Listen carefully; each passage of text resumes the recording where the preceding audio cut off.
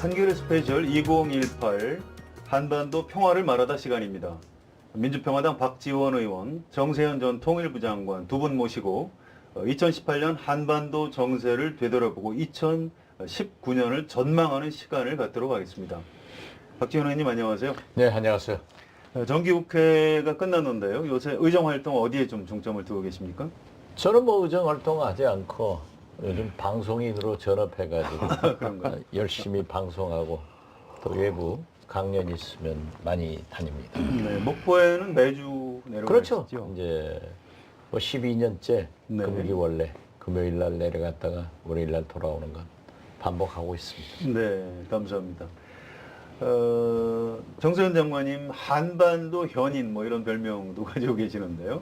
요즘 그 한반도 특수 때문에 여기저기서 장관님 모시려는 분들이 많죠.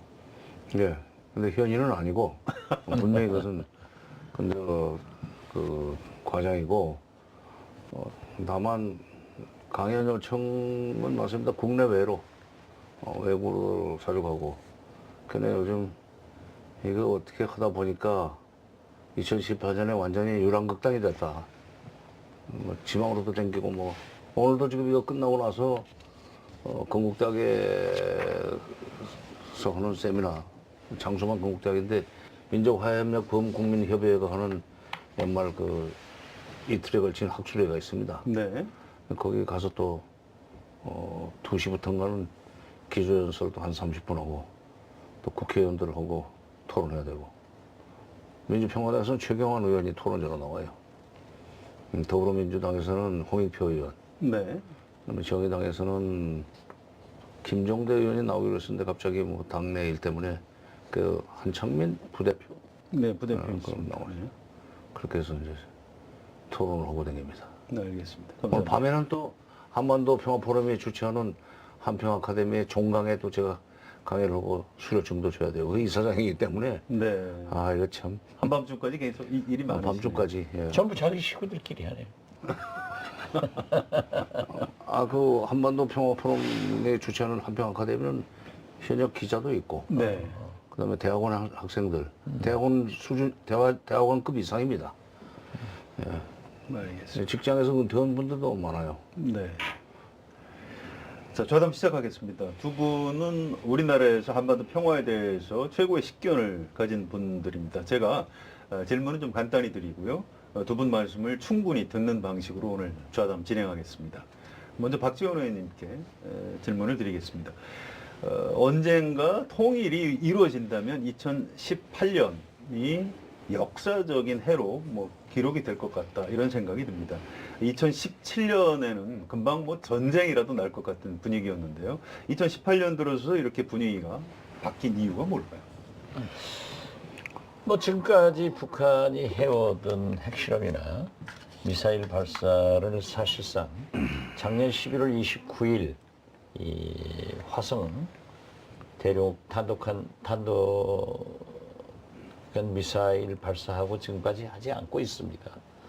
그리고 무엇보다도 가장 중요한 것은 이명박 박근혜 잃어버린 남북관계 10년을 이제 4.27 판문점 선언을 통해서 문재인, 김정은 두 정상이 회담을 한 것이 가장 큰 역사적인 일이라고 생각하고 이걸 잘 이어가지고 싱가포르에서 진짜 이거야말로 인류 사상 최초로 6.12 북미 정상회담을 가졌다고 하는 것은 역사적 대사건이다. 대변동이다. 그리고 우리가 바랐던 대로 뭐 점진적이지만 결국 한반도 비핵화의 길로 넘어가고 있다. 저는 그렇게 보아서 금년이야말로 통일에 버금가는 대역사적 사변이다. 이렇게 정의합니다. 네, 알겠습니다. 정세현 장관, 2017년하고 2018년하고 왜 이렇게 분위기가 갑자기 달라졌습니까? 예, 2017년 그 4월 달은 4월 한반도 위기설, 8월 위기설, 10월 위기설 이렇게 한반도 위기설이 나오다가 11월 말에 북한이 아까 박 의원님 말씀하신 그 13,000km짜리 ICBM 화성 15형 발사에 성공하면서 극적 전환이 일어나기 시작한 것 같아요. 그러면 이제 미국으로서는 지금 계속 그걸 방치하면은 북한이 미사일, 장거리 미사일 더 개발할 거고 이렇게 되면 미국으로서는 참 망신입니다. 뭐 북한이 미국을 상대로 해서 ICBM을 쏠 일은 없지만은 그걸 통제 못한 거에 대한 책임은 면할 수 없고 또 북한은 북한대로 만약 미국이 뭐 여러 가지 이유로 해서 대화 상대로만 쳐준다면은 미국과 대화를 통해서 비핵화를 하고라도 뭐 제재를 푼다든지 경제 지원을 받아내는 그런 이제 정책을 결정할 수밖에 없는 게 작년 연말이었어요. 그때 저는 한문에 문구가 하나 생각이 났었어요. 한문에 보면 이제 궁죽변이요 극죽반이라 아주 코너에 몰리면은 결국에 반전이 일어나고 네. 또 극에 달하면은 또 역시 거기서 반전이 일어나게 돼 있다. 그래서 미국과 북한의 소위 그 상대방에 대한 정책이 결국 국죽변, 뭐 극죽반 원리에 의해서 금년 초부터 변하게 됐고, 그거를 문 대통령이 놓치지 않고 잘 캐치를 해서 잡아가지고 남북 정상회담을 북미 정상회담의 길잡이 역할을 하도록 조정을 하고, 그래서 6.12 싱가포르 합의까지 끌어냈죠. 네. 지금 이행이 안 되고 있어서 그런데, 네. 그러니까 새로운 관계 수립, 북미 간의 새로운 관계 수립 1항, 2항이 한반도 평화 체제 구축, 3항이 한반도의 완전한 비핵화 그 아닙니까? 그에 지금까지 6.12에서는 무엇을 할 것인가는 합의를 했어요. 어떻게 할 것인가를 지금 합의를 못했습니다. 2차 정상회담이 열리면 아마 어떻게 할 것인가를 협의가 될 거고, 그렇게 되면은 2018년은 나중에 우리 분단사 또는 통일사에 있어서 새로운 시대가 시작되는 시점이었다. 영어식으로 본다면 에포크 메이킹. 알겠습니다. 자, 올해 있었던 회담 하나하나를 좀 간단히 좀 짚어보겠습니다. 4월 27일 판문점에서 첫 번째 문재인 대통령, 김정은 위원장 정상회담이 있었는데요. 4월 27일 판문점 선언 그 합의문에서 가장 중요한 내용이 뭐라고 생각하십니까? 박지원 의원님 좀 정리해 주시죠. 아무튼 긴장 완화를 양국이 서로 네. 없애면서 한반도 비핵화를 위한 길로 갈 수 있도록 북미 정상회담을 이루자 하는 것이 저는 제일 크다고 생각합니다. 네. 지금 현재 한반도에는 아무래도 제일 큰 문제가 남북관계가 아닙니다. 사실 남북관계는 좋은 거예요. 물론 작년에는 한 115명밖에 왕래를 안 했지만은 금년에는 12월 10일 현재 한 7,000명 이상이 됐기 때문에 인적 교류도 이제 많이 좋아진 거예요. 그렇지만 가장 당면한 문제는 역시 비핵화에 있기 때문에 또 북한 핵 문제는 남북 간의 문제도 아니고 북중 간의 문제도 아니고 북미 간의 문제란 말이에요. 그래서 이 4.27 판문점 회담에서 문재인 대통령이 잘 중재를 해서 6.12 싱가포르 북미 정상회담의 길잡이가 됐고, 또 그 주제를 한반도 비핵화로 설정해줬다. 그리고 거기에서 김정은 위원장은 한반도 비핵화하겠다라고 얘기를 했고, 트럼프 대통령은 체제 보장해주겠다. 이것이 저는 가장 크다고 생각합니다. 알겠습니다.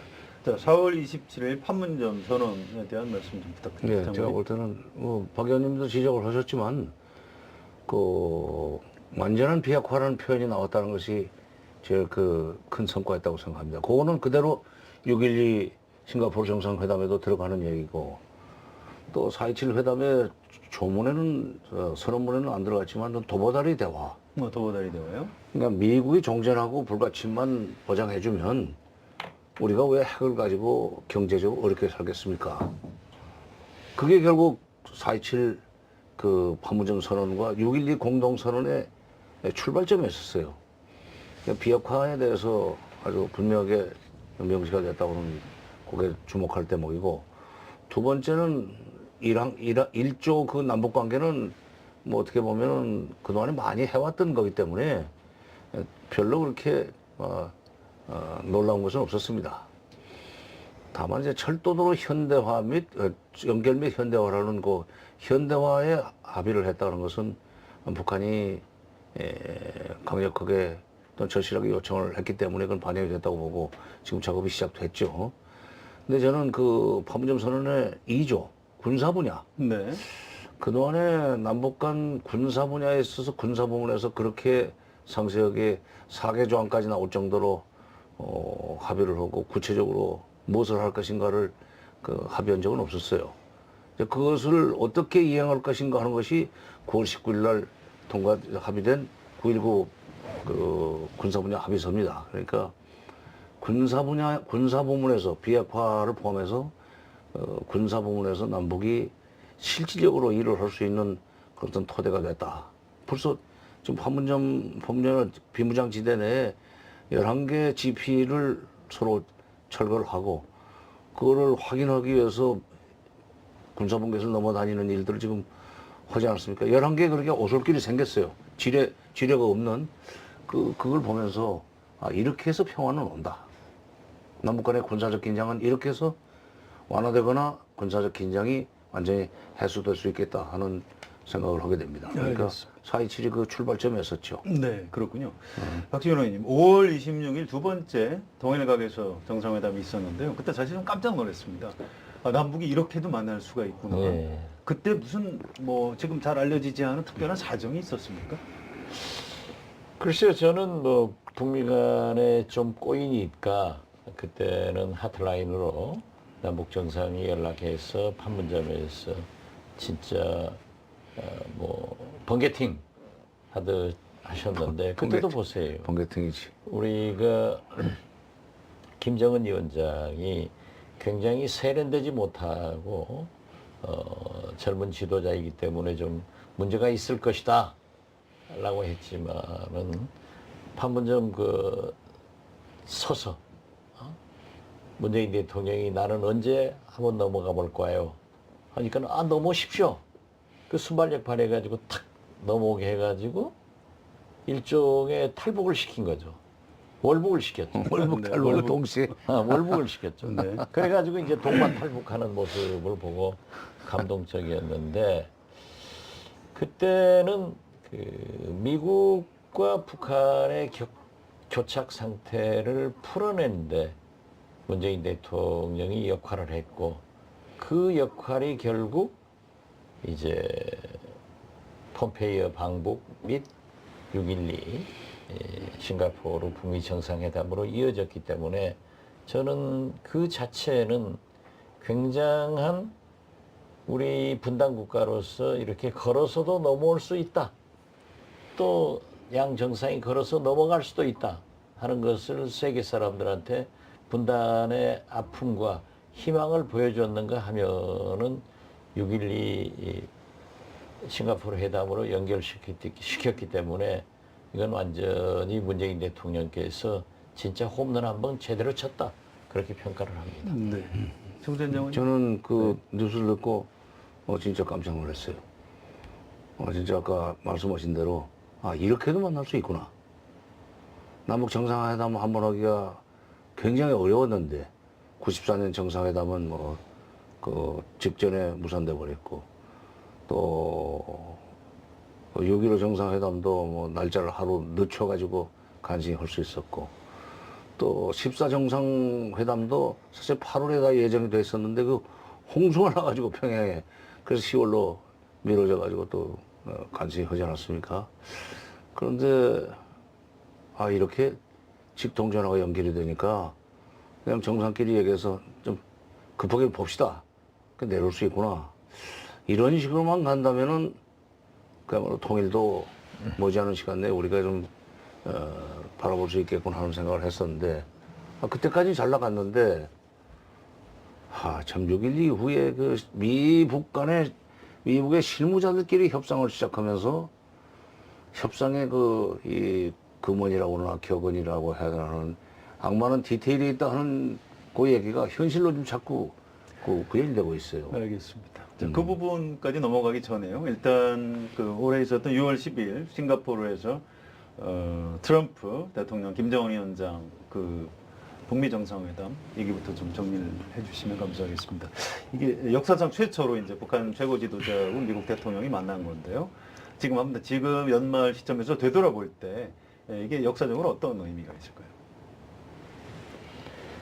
저는 거듭 말씀드리지만 이건 대사변입니다. 70년간 전쟁하던 북미 정상회담이 또 지금까지 우리가 생각했던 트럼프 대통령이 김정은 위원장에게 모든 예의를 갖춰서 성의껏 정상국가 정상 대접하듯 하는 것은 어떻게 됐든 파격적이었다. 저는 그렇게 보는데요. 제가 이건 좀 처음 하는 얘기고 꼭 자료가 있는 건 아닙니다. 그렇지만 제가 미국 또는 한국 이쪽에서 들은 바에 의하면은 그때 회담을 할 때요. 김정은 위원장이 트럼프 대통령에게 북한 핵 기술적인 문제부터 보유한 그 내용에 대해서 그렇게 설명을 잘했답니다. 그러니까 트럼프 대통령은 사실 북한 핵이 전문은 아니잖아요. 잘 모르죠, 트럼프 잘 대통령. 모르죠. 네. 그리고 김정은 위원장은 또 후계자 수업도 포병학교에서 받아서 IT에 밟고 비행기도 조정하고 하니까 좀 현대 이 과학에 좀 가까운 분이에요. 그래서 북한 핵의 내용을 5메가와트는 어쩌고 하면서 기술적으로 설명을 하는데 소위 말해서 애들 말로 트럼프 대통령이 뿅 갔다는 거예요. 그래서 트럼프 대통령이 김정은 위원장을 다시 평가했고 거기에서 언급결에 상당히 좋은 얘기를 많이 해준 것이 지금 꼬이게 만들고 있다. 저는 그렇게 듣고 있습니다. 역설적으로 그런 일이 있죠. 예. 네. 그러니까 실무자들이 볼 때는 이제 실무 협상으로 넘어가니까 실무자들은 아마 오랫동안 그러니까 북핵 문제가 95년에 터져가지고 그동안에 해결될 뻔하다가 이제 꼬이고 또 해결될 뻔하다 꼬이고 그러면서 시간이 가면서 점점 더 북핵 능력은 고도화되고 미국의 대북 정책은 오락가락 하지 않았습니까? 그 과정에서 일했던 사람들이 지금도 있어요. 그 사람들이 볼 때는 이 트럼프가 김정은한테 이게 말하자면 넘어갔다라고 생각을 하지 않았나.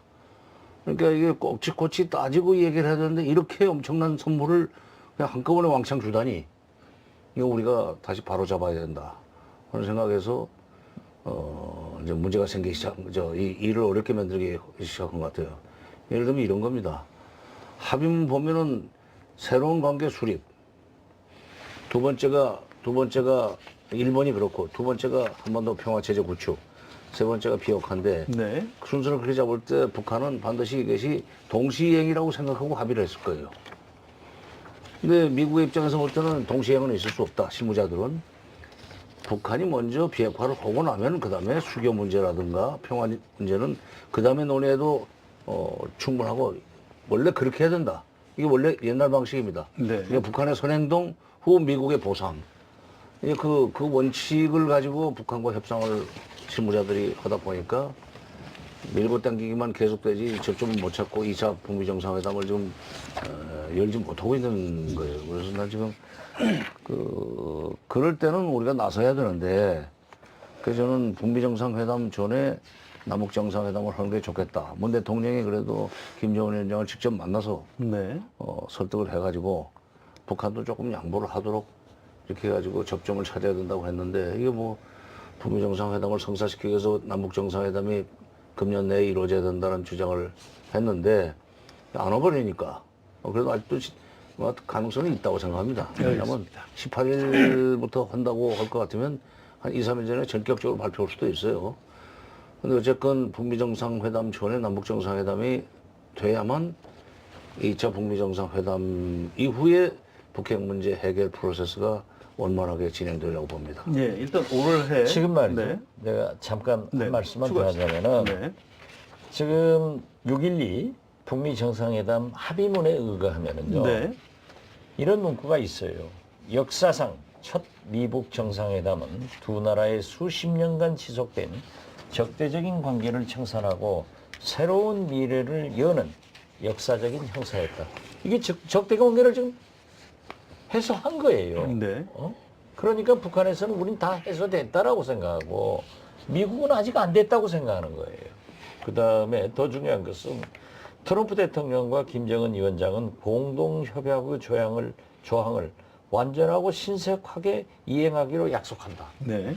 그러니까 북한은 여기에 다 약속했죠. 됐다. 네. 그런데 왜 안 해주느냐? 이게 문제인데 사실 우리 정세현 장관께서는 전문가니까 어떻게 생각하시는지 모르지만은 저는 폼페이어 CIA 국장이 국무장관으로 옮긴 것이 저는 꼬이게 만들었다. 이렇게 생각합니다. 왜 그래서 그렇습니까? 이 한, 남북, 미 이게 서훈, 김영철, 폼페이어 네. 이 정보 라인들이 가지고 있으면은 거기는 라인업이 아주 심플하거든요. 간단하게 탁탁 명령책으로 되는데 국무장관으로 되니까 국무부는 쉬운 것도 어렵게 푸는 건 아니니까. 지금부터 이렇게 불지예요. 그래. 그래서 나는 꼬이기 시작했다. 이 지금 합의문에 보면은요, 네. 북한의 주장이 맞아요. 그리고 그 북한 측에서 인사들이 주장하는 트럼프 장관이 다 트럼프 대통령이 다 약속했지 않냐? 그런데 왜 지금 안 하느냐? 이게 옳아요. 네. 자, 지금 벌어지고 있는 문제 좀 이따 다시 얘기하고 일단 시간 순으로 세 번째 문재인 김정은 정상회담 9월 18일부터 20일까지 있었죠. 그때 그 9월 18일. 현장에서 네, 저 직접 느끼신 바도 있을 것이고요. 그때 또 김정은 위원장 만나보고 하셨죠. 예, 그렇죠. 네, 그때 얘기를 좀 해주시죠. 뭐 판문점에서 만나고 평양에서 네, 그때 또 또 뭐 만나셨죠. 백두산 천재에서도 만났는데 네. 저는 김정은 위원장이 그 여러 장소에서 기업인들에게 얘기하는 것을 보고 아 이분은 확실하게 비핵화를 통해서 경제 발전으로 간다. 2000년 6.15 남북 정상회담 할 때는 제가 특사였고 또 실무적으로 다 했으니까 그때는 제가 부통령 노릇을 했어요. 그런데 이번에 가서 김정은 위원장하고 저하고 얘기를 하는데 김영철 부위원장이 이재용 부회장을 데리고 오더라고요. 네.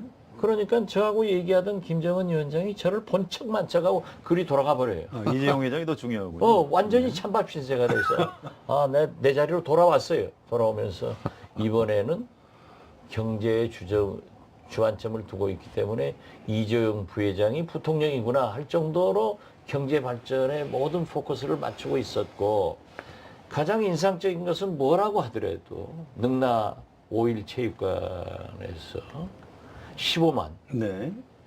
출연자까지 하면 20만이에요.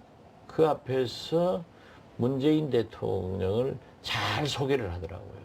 그래가지고 문재인 대통령이 김정은 위원장과 나는 한반도 비핵화에 대해서 완전 합의를 했다. 라고 하니까는 약간 주춤하는 그걸 느꼈어요. 저만 느낀 게 아니라 문정인 교수도 나중에 제가 물어봤더니 그때 가슴이 확 막혔대요.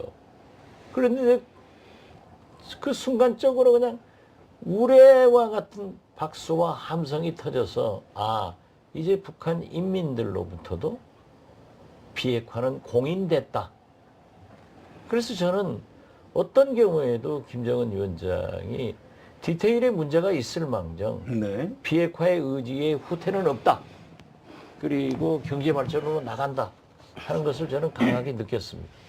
평양 정상회담에서 정세현 장관님은 어떤 장면을 좀 가장 인상 깊게 보셨습니까? 뭐 회담 내용은 뭐 이미 언론에 다 그렇습니다. 나왔으니까 예.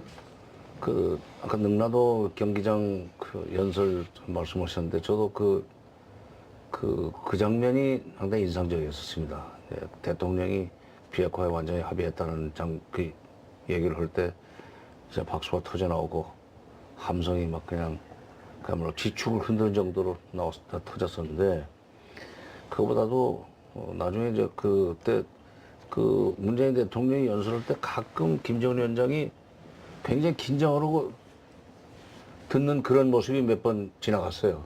네, 그 그림으로. 왜 그런가? 나중에 얘기 들어보니까 대부분 그런 식의 큰 행사 연설이 됐건 작은 환영만찬의 답사도 사실은 원고를 좀 보자고 그럽니다. 북쪽에서. 네, 미리요. 네, 미리 네. 보자고 그러죠. 네. 근데 이번에 그게 없었다는 거예요. 그게 7분 동안 연설한 걸 완전히 문재인 대통령한테 맡겼다는 얘기인데 그거는 대단한 신뢰가 있기 전에 할 수 없는 거고 두 번째 무슨 얘기가 나올지 모르는 상황에서 자기도 김정은 위원장도 긴장을 해가지고 귀를 쫑긋 하면서 약간 눈썹을 잡아당기면 긴장하고 있다는 증거 아닙니까? 그렇죠. 그걸 보고는 김정일 때와 김정은 때는 좀 다르구나. 상당히 사람들이 개방적으로 너무 숨길 것도 없고 각본대로 움직이는 것이 아니고 남쪽 대통령이 하는 대로 이렇게 아니면 일이 많은 그런 걸 보면서 앞으로 남북 관계가 적어도 두 사람 사이에서는 잘 될 수 있겠구나 하는 느낌을 받았는데 요즘 그게 북미 관계가 안 풀리면서 자꾸 걸음이 늦어지니까 좀 답답하기도 하고 불안하기도 하고 그렇습니다. 알겠습니다. 자, 이 세 나라 정상들 얘기를 간단히 좀 여쭤보겠습니다. 특징 같은 걸 어떻게 보시는지 일단 김정은 위원장인데요. 직접 만나보니까 이분이 어떤 정치인으로 파악이 되셨습니까? 자기 아버지 판박이더라고요. 김정일. 이 김정일 위원장. 위원장의 판박인데 훨씬 더 개방적이고 연설을 더 잘해요.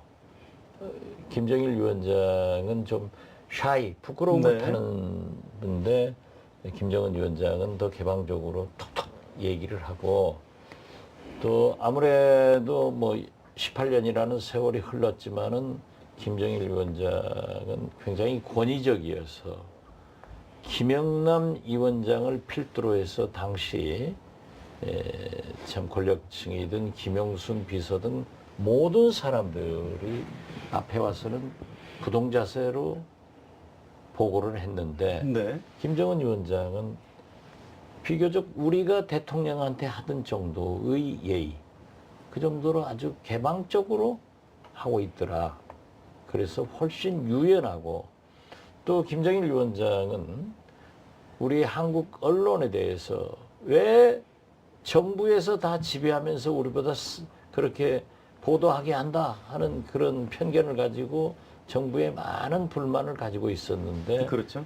김정은 위원장은 그 언론을 상당히 의식해서 사진 찍는 도 그렇고 기자들 찾는 것도 그런 거 보면은 2000년 6.15 남북 정상회담 후 우리가 느낄 때는 개혁 개방이 미진하지만은 엄청난 개혁 개방의 길로 들어섰고 실제 평양만 보더라도 자본주의, 시장 경쟁, 성과급, 영재교육 이런 것들이 많이 바뀌었더라. 저는 그렇게 느꼈습니다. 네, 정수현 장관님, 김정은 위원장. 김정은 위원장한테서는 할아버지의 모습이 많이 있어요.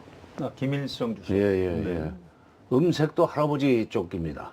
아버지 쪽 음색은 아니에요. 사람의 음색이라는 게 있잖아요. 김정일 위원장은 목소리가 좀 높은 쇠소리가 나고 좀 가늘고 그랬었는데 이 김정은 위원장은 저음에다가 굵직한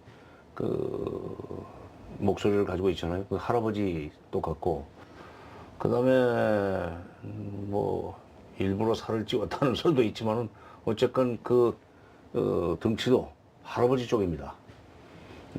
그리고 특히 중요한 것은 김정일 위원장도 뭐 현지 지도를 많이 했지만은 보면은 김일성 주석 시절에는 그들 용어로 인민들 속으로라는 그걸 많이 했었어요.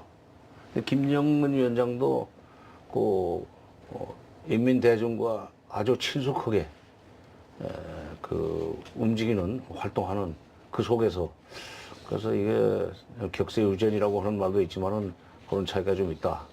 그리고 그런 점에서는 김정일 위원장이 사실 본인이 그렇게 일부러 그런 건 아니지만 조건이 좋지는 않았었습니다.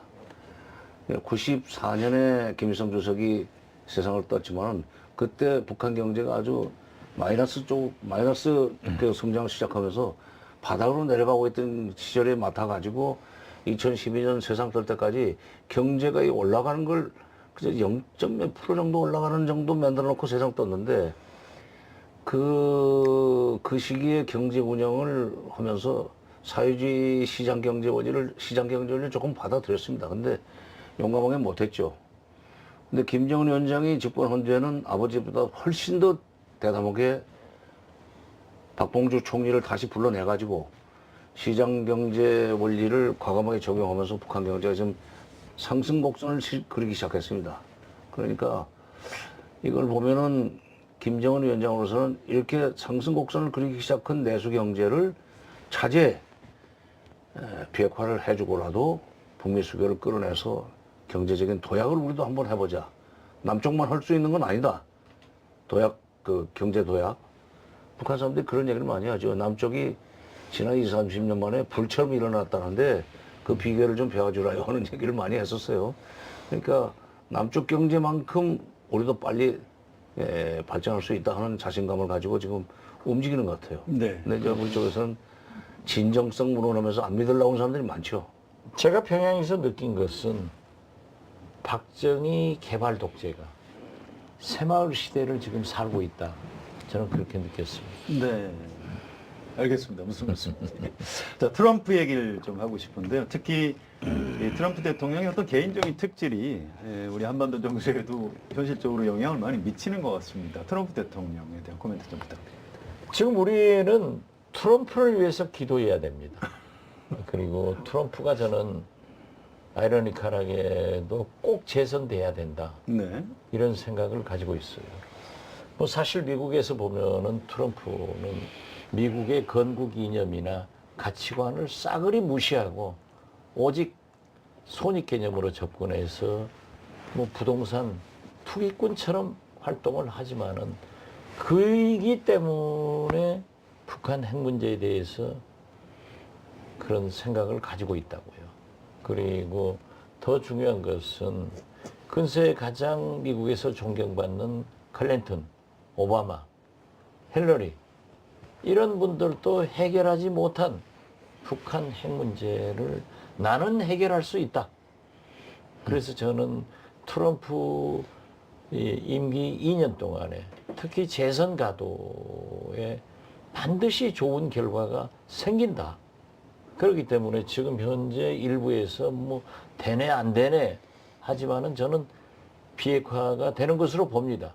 그러나 완전한 비핵화는 아니고 어느 정도 성공할 것이다 하기 네. 때문에 저는 트럼프를 우리 한국적인 한반도 전 세계 평화를 위해서는 참 훌륭하다. 그러나 속으로는 조금 거시기 합니다. 트럼프도 네, 장관님 트럼프를 이어주시죠. 처음에 많은 사람들이 좀 이상한 사람으로 치고 오지 그렇습니다. 않았어요. 예. 그 저도 조금 이상하긴 하다. 왜냐하면 미국 대통령이라고 하면 그 연상되는 이미지가 있지 않습니까? 그렇죠. 아주 세계 평화의 수호자로서의 예. 뭐 본심은 안 그럴지라도 세계 평화 수호자로서의 이 레토릭도 없고 뭐 저런 사람이 대통령을 해서 되겠나? 근데 북핵 문제와 관련돼서 그 보여주는 행보를 이렇게 보면은 이게 트럼프 진짜 재선돼야 되고 저는 지난번에 6월 말 7월 초에 미국에 우리 교민들 상대로 좀 강연을 다녀왔어요. 6.12 정상회담 이후죠. 그러면서 트럼프 대통령이 그 당신의 동네 국회의원들한테 견제당하지 않도록 좀 유권자로서 권리를 좀 행사해달라. 네. 이 트럼프가 잘해야만 적어도 한반도 문제에 관해서는 트럼프가 하고 싶은 대로 미국 정치권이 도와줘야만 당신 그 여러분들의 조국에 있는 동포들이 또는 형제가 전쟁 공포 없이 평화롭게 살 수 있다. 그렇게 했는데 트럼프 잘 되기를 바라야 된다는 게 이게 좀 조금 그 아이러니컬한 얘기가 됐지만 자만 트럼프가 좀 잘 돼야 됩니다. 알겠습니다. 트럼프 임기 중에 북핵 문제가 해결돼야 돼요. 예. 제가 2011년 11월 달에 통일연구소 지원받는 어떤 연설장에 가서 제가 제 의견을 발표한 적이 있는데 트럼프 대통령이 모라토리움, 동결까지 이끌고 가서 노벨 평화상을 받아서 재선된다. 이렇게 얘기를 했더니 미 정부 기관에서 저한테 연락이 왔더라고요. 그 원고를 좀 달라고. 네. 그리고 또 제가 우리 한국 국회에 와서 연설을 하는데 연설을 기가 막히게 잘해요. 잘했죠. 네. 네, 잘해서 제가 저래서 힐러리한테 이겼다. 이걸 얘기를 했더니 그 배경을 또 미국 기관에서 좀 죄송하지만 어떤 의미였느냐라고 하는 거 보면은 트럼프 대통령은 북한 핵 문제를 해결해서 노벨 평화상 수상할 생각도 많이 가지고 있고 또 어떻게 됐든 힐러리보다 자기가 더 훌륭하다는 것. 그래서 지금 대통령 선거도 보면은요, 민주당이 하원 의석을 이제 2월 달부터 차지하게 되면은 민주당은 반드시 인권 문제를 가지고 나오잖아요. 그렇기 때문에 북한 인권 문제를 강하게 제기할 거예요. 그러나 트럼프는 북한 인권 문제는 제기하지 않으면서 비핵화로 갔단 말이에요. 이것도 상당히 비핵화의 길로는 좋은 일입니다. 그렇죠. 예, 네. 그런데 그래서 저는 그 여러 가지 행적으로 볼 때 트럼프만이 해결할 수 있고 또 이것이 미국 본토의 미국 시민의 생명과 재산을 지켜주는 일이기 때문에 미국에도 필요하고 또 북한 우리가 한반도 비핵화되면은 핵 확산을 방지할 수 있기 때문에 전 세계 평화를 에도 기여하기 때문에 저는 트럼프가 잘 되기를 기도해야 된다 이런 생각 같습니다. 알겠습니다. 자, 지금부터는 이제 앞으로의 일을 조금 질문을 드리겠습니다. 2018년 아직 며칠 남았는데요. 연말에 김정은 위원장이 답방할 가능성이 있을까요? 이번엔 장관님부터 좀 답변 주실까요? 네. 아니 지금 어저께 청와대에서는 공식적으로 금년은 어려울 것 같다 어렵겠다, 하는 네. 입장을 발표를 했던데 그런데 저는 2, 3일 전에라도 전격적으로 통보를 하고 내려가겠다고 할 수도 있지 않겠나. 가능성이 아직도 있다. 좀 기대를 하고 있습니다. 왜냐하면 우리는 대통령의 행사가 이렇게 그 극비상은 아니지만은 그렇죠. 저쪽은 1호 행사는 극비 중에 극비입니다. 특히 그 동선이 사전에 이렇게 노출되는 것은 아주 싫어하는 정도가 아니라 불안해할 정도인데 그런 점에서는 직전에 발표할 가능성이 아직도 저는 있다고 봅니다. 그리고 또 그렇게라도 해줘야 되는 것이 이게 물론 김정은 위원장 입으로 가급적 금년 올해 안에라는 식으로 본인이 가까운 얘기하는 신뢰. 거예요. 가까운 신뢰라고 했고 그 해석을 문 대통령이 그렇게 했지만 거기에 대해서 그게 아니라는 얘기를 돼야 토를 안 달았으면 사실 금년 중에 와줘야 돼요. 그게 김정은 위원장의 진정성을 입증하는 확실한 그 행동입니다. 그러니까 이런 데서부터 진정성이 입증이 돼야만 비핵화의 진정성을 의심하는 사람들한테도 메시지가 가는 거고 네. 또 미국한테도 이런 자기가 저간 합의한 그 내용을 남북 간의 정상 간에 합의한 내용을 행동으로 옮기는 걸 보여줘야 앞으로 미국한테도 대통령과 트럼프 대통령과 합의한 것은 반드시 이행해라는 식으로 요구할 수 있는 소위 도덕적 그 명분을 그 근거를 갖는 거 아니에요?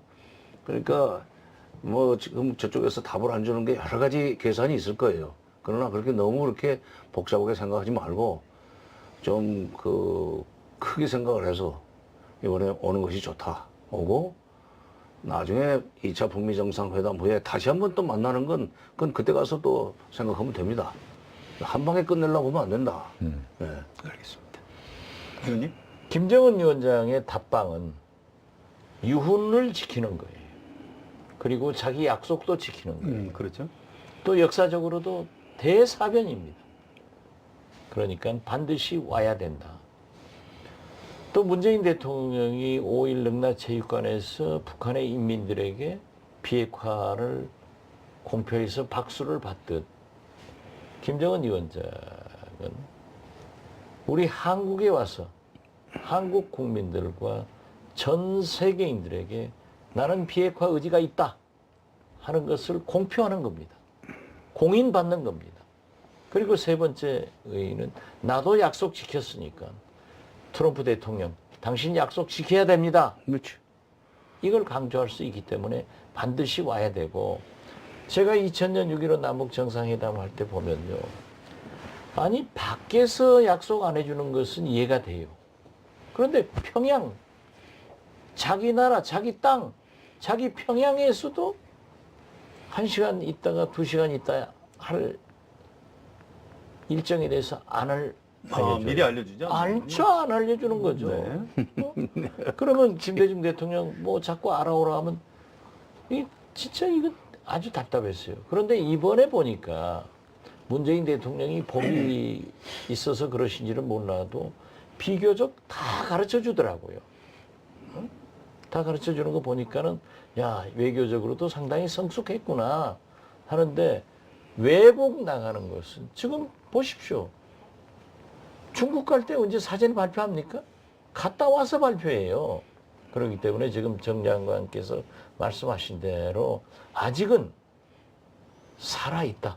그렇죠. 알겠습니다. 우리 정부는 모든 가능성을 열어놓고 준비를 잘해왔기 때문에 내일이라도 오면 우리가 뭐 호텔이 없습니까? 차가 없습니까? 그렇죠. 우린 다 준비돼 있죠. 다 있습니다. 네. 그러나 김정은 위원장 자신을 위해서도 답방하는 것이 연내야 답방하는 것이 제일 좋고 안 그러면은 트럼프 대통령의 1, 2월 일정에 따라서 결정하겠지만은 먼저 오는 것이 제일 좋다. 예, 그렇죠. 저는 그렇게 그러니까 봅니다. 북미 정상회담 전에 네.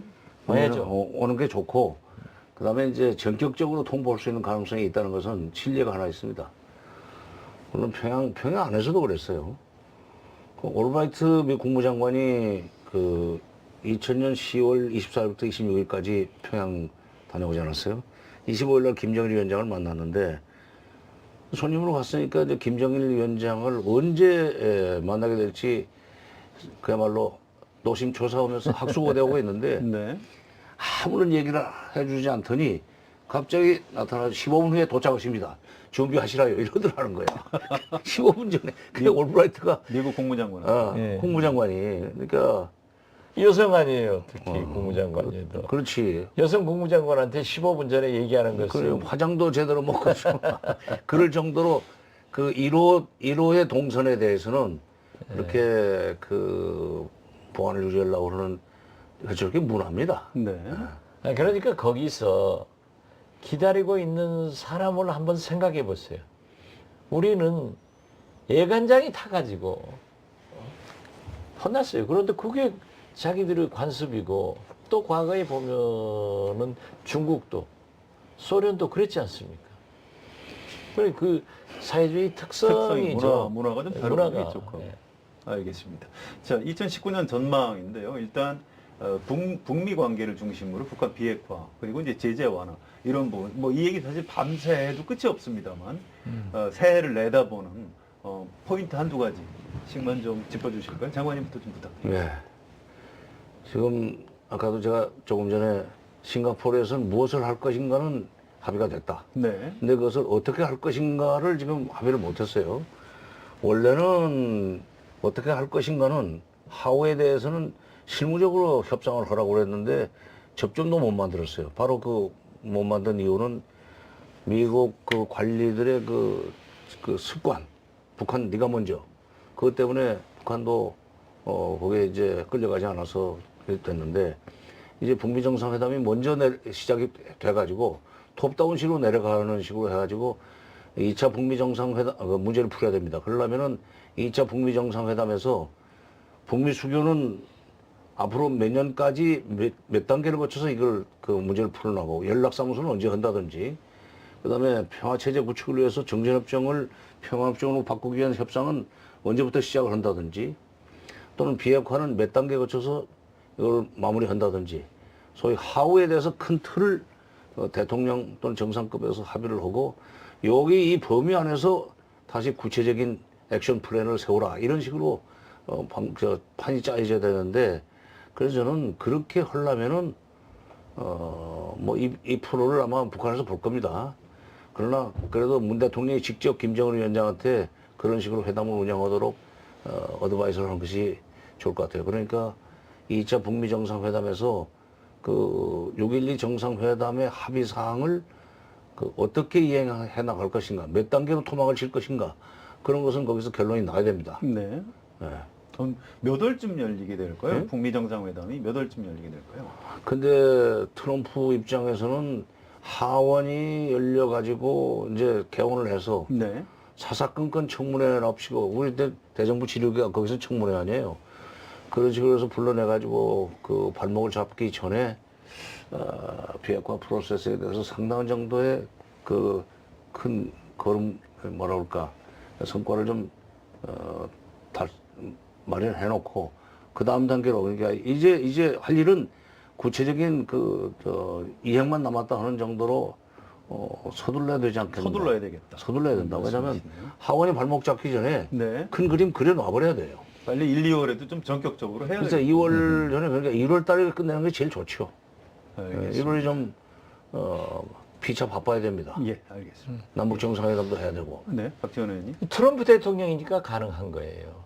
트럼프 대통령은 의회에서 법이 정해졌더라도 그 국경에 산성 쏴버리는 거 보세요. 상하원에서 다 반대했거든요. 네. 쏴버리는 거. 왜? 행정명령으로. 그렇기 때문에 지금 정세현 장관께서 말씀하신 2월 민주당이 지배하는 하원에서 뭘 하더라도 저는 트럼프 대통령한테는 안 통한다. 좋아한다. 네. 오직 트럼프 대통령한테 통하는 것은 네. 재선입니다. 재선의 길이 민주당과 차별을 하는 것은 비핵화. 그래서 I love 김정은을 지난 지방선거 내내, 중간선거 내내 하고 다닌 거예요. 요즘은 I love 시진핑으로 넘어가서 미중 문제를 해결하고 있는데 잘 될 거예요. 그러면 다시 I love 김정은으로 돌아와서 할 것이다. 저는 그렇게 봅니다. 그런데 이제 실질적인 문제는 북한에서 저도 무엇인가 얘기할 수 없는 소위 싱가포르에서 트럼프 대통령이 말씀하신 그 약속을 지켜주라. 네. 이걸 굉장히 강하게 요구를 하게 될 겁니다. 그런데 그걸 사실 폼페이오 장관이 가서 3차 평양 방문 때 안 된다고 했거든요. 그러니까 김정은 위원장이 안 만나버린 거예요. 그렇지. 여기서부터 깨졌는데 네. 이런 문제를 저는 북한에서도 너무 고집 피우지 마라. 얼마나 미국이 무서운 나라인가. 네. G2 국가인 시진핑도 구구절에 평양 간다고 했다가 트럼프 대통령이 인상 써버리니까 못 가잖아요. 그래서 미국의 파워를 인정하면서 네. 잘 접근해가지고 결국 이미 체제 보장은 받았고 경제 제재 해제를 받아내야 된다. 그래서 좀 실리적 접근을 해라. 저는 그렇게 충고하고 싶습니다. 알겠습니다. 그게 될 거예요. 네, 그렇게 돼야죠. 예, 됩니다. 자, 북미 관계가 이제 진전이 있어야 남북 관계도 풀려갈 수 있는데요. 그렇죠. 2019년 남북 관계 전망은 어떻게 하고 있습니까? 북미 관계가 지금 북미 정상회담에서 어떤 그림이 2차 정상회담에서 비핵화 프로세스와 관련돼서 어떤 그림이 그려지느냐에 따라서 남북 관계는 속도가 결정이 될 겁니다. 네. 다만 지금 이미 우리가 시작한 그 인도주의적 차원의 대북 지원이라든지 또는 유엔 제재에 해당되기 때문에 될 수도 있기 때문에 미국의 재무부 쪽이나 상무부의 허락을 받아야 되는 사안들이 있습니다. 있죠. 네. 그런 것 때문에 이제 속도가 좀 느려요. 그러나 지난번에 조명근 장관이 방미를 해서 폼페오 장관을 만난 것을 나는 매우 좋은 접근 방법이라고 생각합니다.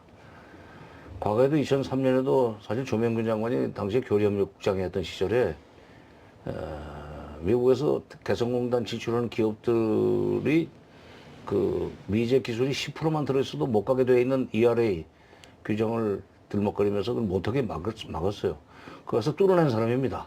직접 상무부 관리들을 만나가지고 이번에 아마 그 15년 전에 성공의 추억을 가지고 폼페오 장관을 만난 것 같아요.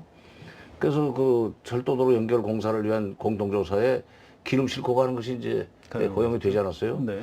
그 앞으로는 건건이 미국과 사전 협의를 해서 사실상 허락을 받아야 되는 불편함이 있다 할지라도 네. 그렇게 해서라도 적어도 판문점선은 1조에서 말하는 남북협력사업 그거는 이야기해 나가야 된다고 생각합니다. 그나마 그것마저 없으면은 북미 간의 비핵화 관련해서 아무리 좋은 그림을 그려도 그걸 속도를 높이거나 할 수 있는 레버리지가 우리한테는 안 생겨요. 남북 관계가 한 발 앞서가면서 북미 관계 개선과 북핵 문제 해결에 소위 그 디딤돌을 놓는다 하는 철학 이거는 계속 견지할 필요가 있고 그렇다면은 북핵 문제는 해결이 좀 속도가 느려진다 할지라도 네. 적어도 비무장지대를 사이에 둔 남북 간의 군사적 긴장은 현저하게 완화될 수 있고 그럼 우리 국민들한테는 그나마 그게 어딥니까? 전쟁 공포 없이 살 수 있다는 거. 그렇죠. 그러니까 미국과 협조를 하되 미국의 허락을 받아야만 된다는 그 어떤 잘못된 철학은 버리고 네. 그리고 협조해가면서 건건이 동의를 구해서라도 일단 우리는 나가야 된다. 그렇게 되면은 내년 중에 국민들이 느낄 수 있는 전쟁 공포, 불안 이런 것은 현저하게 완화될 수 있다고 봅니다. 알겠습니다. 또 문 대통령이 지난 8.1 경축사에서 했던 말을 저는 굉장히 중시해요. 남북관계 발전은 북미관계 개선의 종속 변수가 아닙니다. 이랬거든. 그러니까 남북관계가 선행하겠다는 확실한 철학을 가지고 있죠. 예. 우리는 이제 그걸 믿습니다. 실제로 그걸 하고 있고 이렇게 하면 뭐 국민들은 비핵 문제나 비핵화 문제는 트럼프의 재선과 직결되어 있기 때문에 네. 내년 중반 넘어서야 가시적인 성과가 나오지 않겠는가. 그리고 이제 내후년쯤 이것이 확실하게 손에 잡히는 이 비핵화로 넘어가려고 보는데 그때까지는 적어도 미국 간의 그 문제를 가지고 밀고 당기는 그 시간 동안에 우리는 남북 간의 평화를 만들어야 된다. 알겠습니다. 만들 수 있고. 예. 저는 견해에 대해서 조금 어깃장입니다. 제가 늘 그 얘기를 했어요. 북미 간의 교착 상태일 때는 문재인 대통령이 한 발 앞서서 해결해야 됩니다. 또 지금까지 4번의 홈런과 1번의 안타를 쳤다고 저는 기록하고 있습니다. 네. 그러나 북미 간의 일이 이루어지면은 우리는 좀 한 발 뒤에 가야 된다. 100가지 합의를 해도 남북 간에 북미 간에 어깃장이 나면은 한 가지도 실천할 수 없다. 그런 생각을 갖고 있기 때문에 그 속도, 앞설 건가 뒤설 건가는 문재인 대통령과 정부가 잘 조정을 해 나가야 된다는 생각을 갖고요. 그러나 이번 철도 같은 거 보십시오. 만약에 북한이 전쟁을 원한다고 하면은요, 동해선 800km를 공사하는 게 아니에요. 지금 조사하는 거예요. 네. 그리고 구글에 들어가 보십시오만은 동해선에 얼마나 많은 북한의 군사 시설이 있는데 그걸 다 까 보여주겠어요. 그래서 북한도 전쟁할 생각은 버린 것 같아요. 그 의지가 보여주는 거 아니에요. 그래서 저는 이 동해선의 조사는 북한이 전쟁을 포기했다는 것을 세계 만방에, 미국에, 우리 한국에 보여주는 좋은 징조다. 이렇게 생각을 하면서 이런 조사는 철저히 해가지고 대비를 해서 북미 관계가 좋아지면은 급진적으로 경제협력과 교류협력을 할 수 있도록 준비하는 게 필요하다. 이런 말씀을 드리면서 지금 뭐 최근에 와서는 문정인 교수도 그런 말씀 했잖아요. 저는 처음부터 주장했는데 미국에서 우리 한국 정부가 너무 앞서가는 것을 굉장히 싫어한다. 네.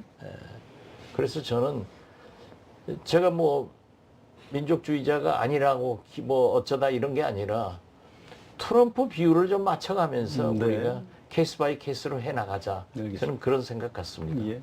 아니 저도 네.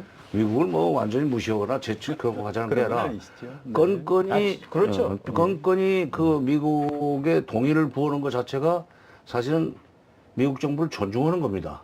아니, 무시하고 그러니까 가자는 지금 건 아니에요. 보면은 저도 그 미국 관계자들에게도 얘기했고 북한의 지난번 금강산 가서도 이태건 아태 부위원장과 둘이 별도로 2번 만나가지고 얘기했어요.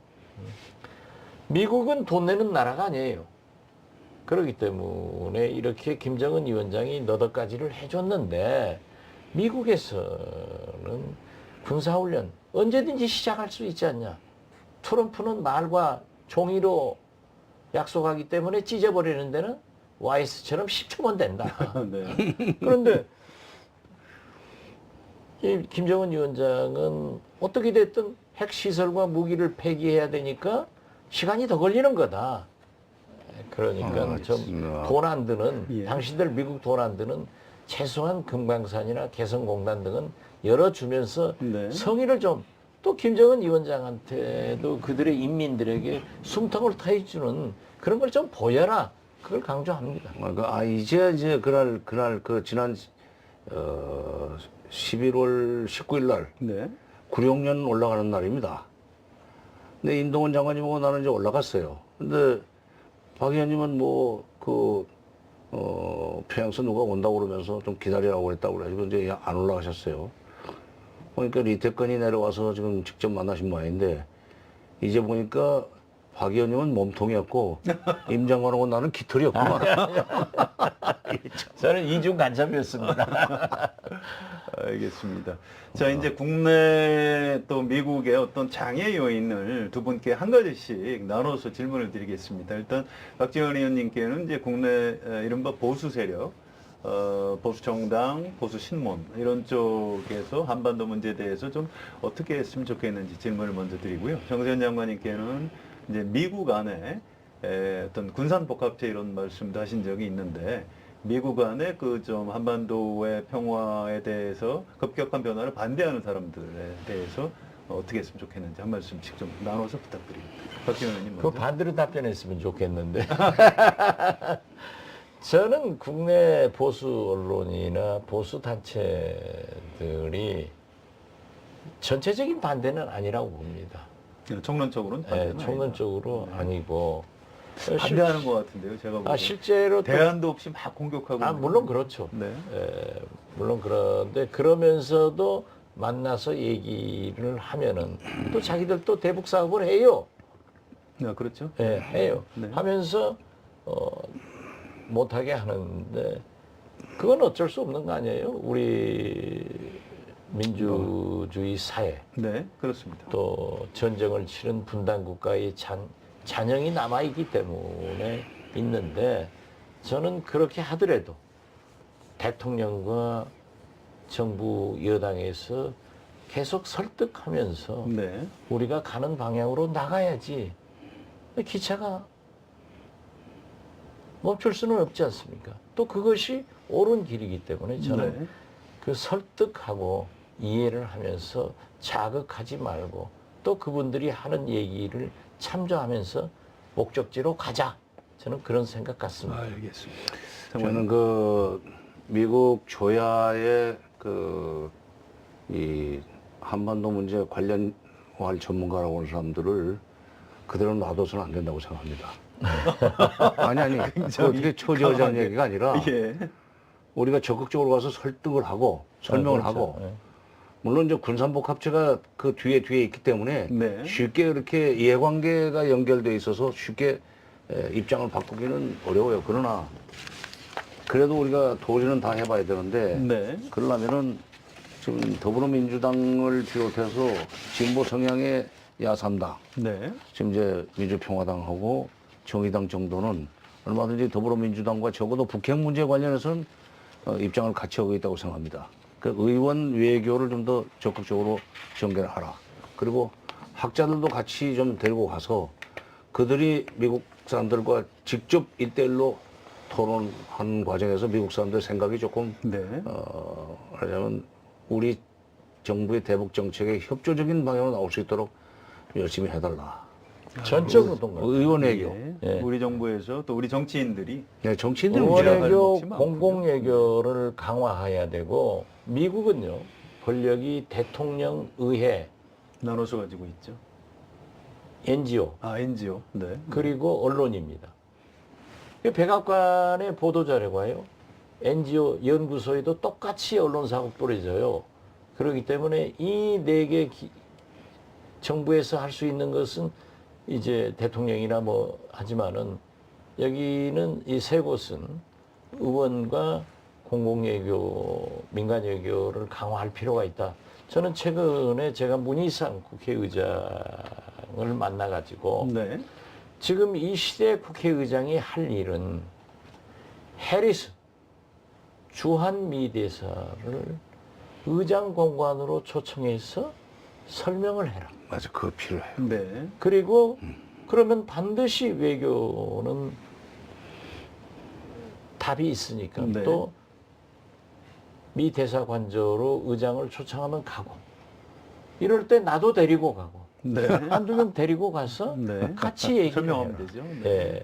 그리고 물론 그러한 것 EU 대사도 그래서 한미연합 사령관도 이런 미국의 주요 인사들을 한국에 있는 인사들을 네. 한 달에 한두 번씩이라도 그런 대화를 해서 자꾸 얘기를 해줘야 된다. 그런 얘기 했습니다. 그래서 이게- 한마디로 예. 포섭을 해야 됩니다. 네. 우리가 미국 사람들을 그럼요. 그렇죠. 설득하고 포섭해야 됩니다. 예, 설득하고 포섭. 그러니까 직접 건너가서 네. 태평양을 건너서 미국의 워싱턴에 가가지고 의원 외교를 적극적으로 학술 외교, 의원 외교 형식으로 전개하면서 의원들을 설득하고 또 싱크탱크 있는 사람들도 좀 우리 사정이 이렇다. 반대를 하더라도 좀 알고 반대를 해달라. 내지는 이 정도까지는 좀 동의를 해달라 하는 네. 외교를 좀 하고 여기 안에서 좋은 말씀 하셨는데 국회의장단이 이렇게 여기 주한 외교 사절들을 만나가지고 설득을 하면은 자주 만나면은 결국 이해를 하게 되고 우리 편이 됩니다. 알겠습니다. 의장이 초청하는데 안 오실 수 없죠. 국회의장 초청 와야죠. 와야죠. 네, 알겠습니다. 그러면 또 답례로 초청 받으면 가서 하고 알겠습니다. 또 여기 주한 미군 사령관 같은 영향력이 크거든요. 자, 두 분 모시고 좌담 뭐 밤새도록 해도 되는데요. 좀 제한된 시간이 있고 해서 이 정도 마무리하고요. 마지막으로 박지원 의원님께서 여론조사도 좀 하신 걸로 알고 있는데요. 내용도 좀 간략히 소개를 해주시고 문재인 대통령과 또 우리 국민 2018년 결산하는 이 시점에 한반도 평화 이 문제 어떻게 봐야 되고 또 새해 어떤 희망으로 맞아야 되는지 마무리 말씀 겸해서 좀 부탁을 드리겠습니다. 이건 편집하십시오만은 내가 이거 어디다 또 보냈나? 아니 카닝 페이퍼를 가졌어요? 아니 여론조사를 했는데 빠져버렸네. 밑으로 떨어뜨린 거 아니에요? 아 여기 있어. 아 직접 하셨어요? 개인적으로? 우리가 했어요. 오.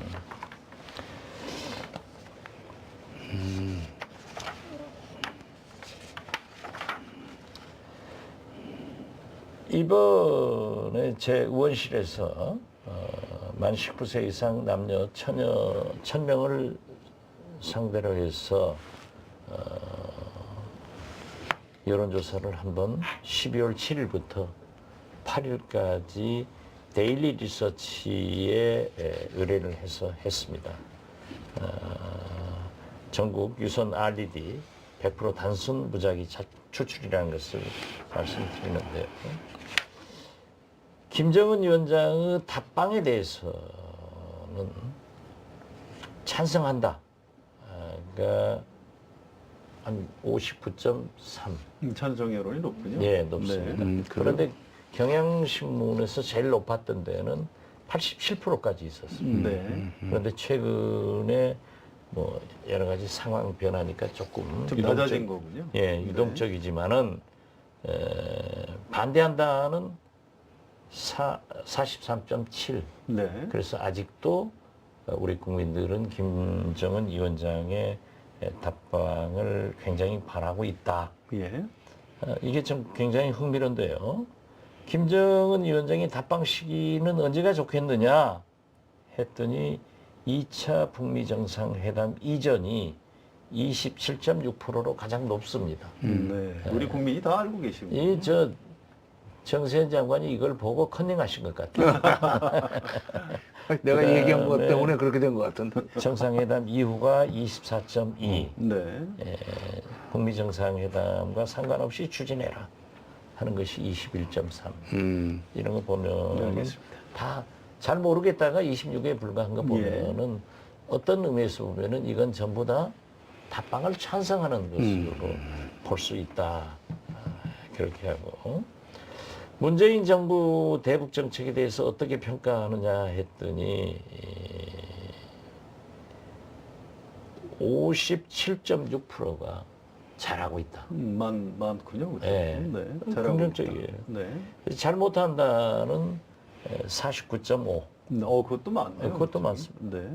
예, 49.5. 그러니까 그 전보다 지금 상황이 그러니까 민감한 것 같아요. 네. 지금 북미 간에 또 김정은 위원장이 답방하지 않으니까 좀 국민이 화난 것 아닌가. 알겠습니다. 이런 여론조사를 들었으면은 예. 김정은 위원장이 빨리 결정해야 됩니다. 그렇죠. 알겠습니다.